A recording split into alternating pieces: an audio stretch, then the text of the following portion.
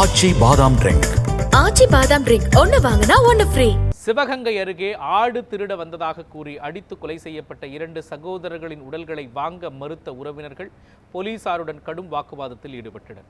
சிவகங்கை மாவட்டம் அழகமாநகரியில் உள்ள ஒரு தோப்பில் அப்பகுதியைச் சேர்ந்த சிலர் தொலைந்து போன மாட்டை தேடிச் சென்றுள்ளனர். அப்பொழுது அங்கு ஆடு கோழி சத்தம் கேட்டதை அடுத்து சத்தம் அந்த திசை நோக்கி சென்ற பொழுது அங்கு மணிகண்டன், சிவசங்கரன் ஆகிய இருவரும் இருந்திருக்கிறார்கள். இதனையடுத்து அவர்களை மடக்கி பிடித்து அப்பகுதி மக்கள் ஆடு கோழி திருட வந்ததாக கூறி சரமாரியாக தாக்கியுள்ளனர்.